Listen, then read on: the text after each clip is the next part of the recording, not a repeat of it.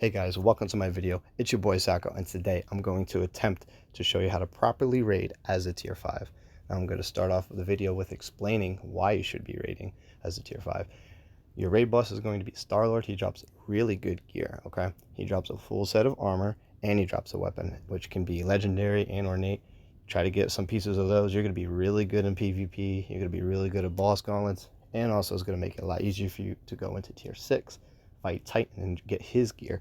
So it's kind of like a snowball effect. You want to keep getting the raid gear from each boss, and it all starts out in tier 5 with Star-Lord. So I'm going to show you the different classes. We got the Druid, Dragoon, and we got the Majestic. Now I consider the Druid as a magic class. Dragoon is high damaging melee class. I consider that the Thief. It also has a buff that increases dexterity. And you also got the Majestic, really tanky with a lot of starting HP, defense, resistance, and it has a really good healing skill.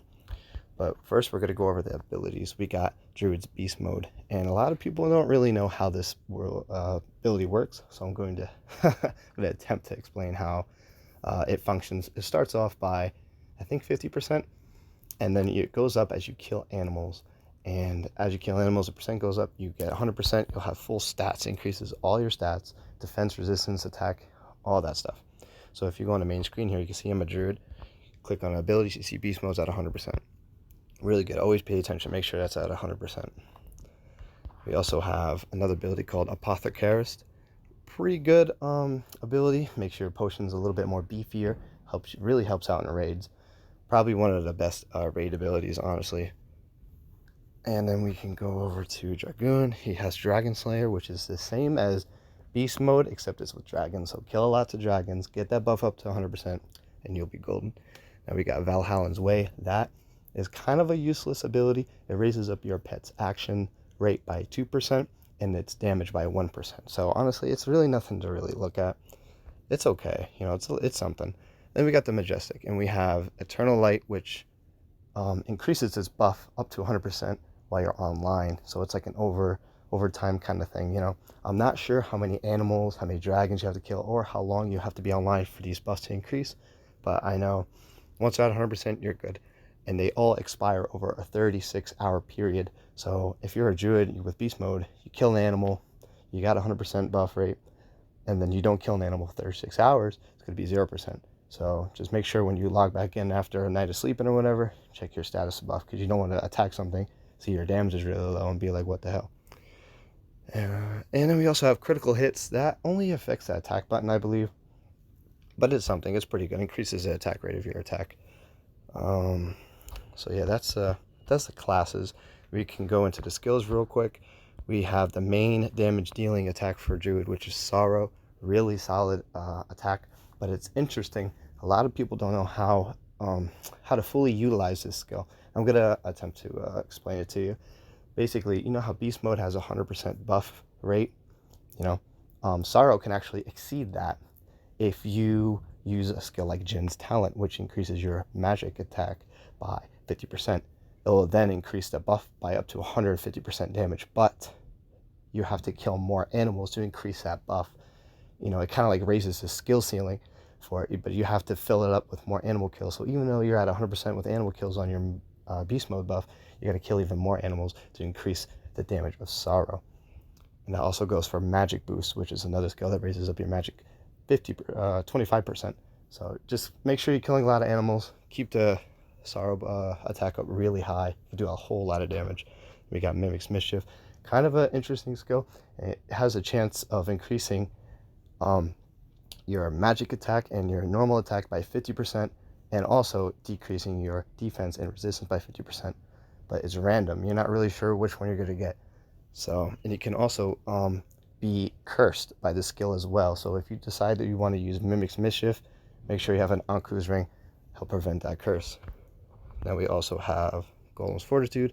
That increases your defense and resistance by 50%, lowers your attack by 25%. Really good for mages because they don't really care about the attack reduction. But of course, it really doesn't matter what class you are. You should be using Golem's Fortitude. And that's because you want to be able to use Bear's Might or Jin's Talent. Now, Bear's Might will increase your attack by 50% and lower defense resistance by the same amount. Golem's Fortitude helps counteract that debuff for Bear's Might. when you combine Golem's Fortune and Bear's Might, you're going to have about 25% more damage if you have both buffs up. And Jin's Talent, same thing. Lowers your attack, lowers your defense resistance. You want to have Golem's Fortune to counter that. Well, this is why that Druid is such an important class to have its skills and buffs. Now, if you're a Dragoon, you're going to have Dragon's Vengeance.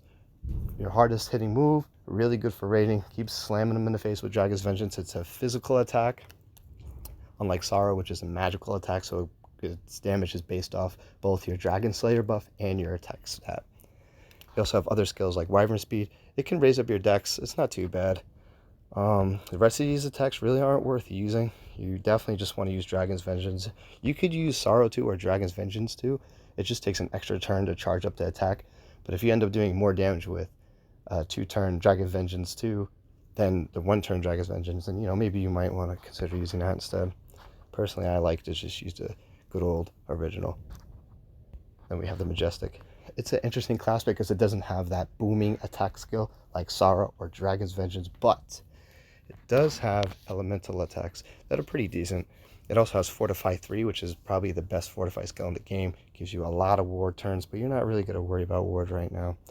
You can utilize it, but it's much better later on in the game.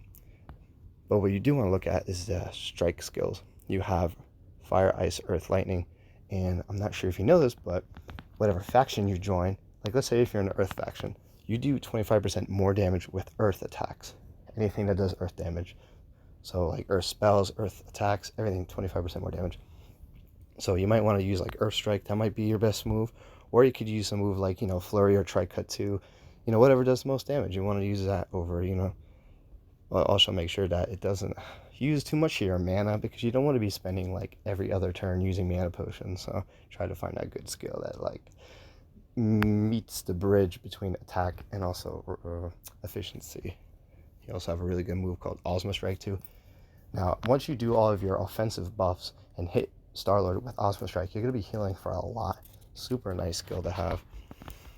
And then we have Omni Strike. All these skills are kind of you really only want to focus on your whatever skill does the most damage, and also Ozma Strike. Now we're going to look at the specializations here. So you have a lot of tier 5 specializations, but there's only like 2 or 3 that are even worth looking at. The rest are kind of garbage. So you got Hunter here. It's kind of not worth looking at. Gives you Arrow Storm, I guess, which is an okay move, but I don't think it really beats Tri-Cut 2 or Flurry 2, so you're not really going to want to use that. You got Berserker here, on the other hand, which is really good. I highly recommend anybody, Mage, Thief, or Warrior, to pick up Berserker, and here's why. It starts out with starting stats of extra attack, really good 10%. That's a pretty good buff to your attack. And it also gives Berserk, which affects both magic and normal attack damage by 25%.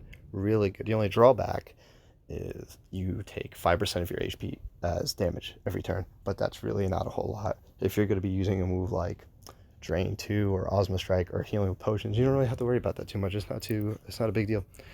Then you got Berserk 2, which raises all your stats by 25%, but the damage is much higher, so I highly recommend using Berserk 1. If you can deal with Berserk's 2 debuff, then go for it, We got the Guardian. If you're a Majestic or as somebody who wants to be a little bit more tanky, I recommend Guardian.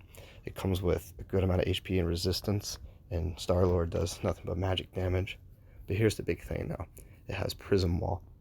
Prism Wall gives you resistance to all 4 major elements: fire, ice, lightning, and earth. So Star-Lord has 2 attacks that do fire damage, so when he hits you with those, you can take 50% less damage from those. Factor that in with all your resistance buffs, and you're going to be kind of laughing in his face, honestly. Then we have Scholar and Stargazer. They're okay. They give you a little bit of a boost to your magic stat, but they don't have anything too good. Nothing that like Berserker.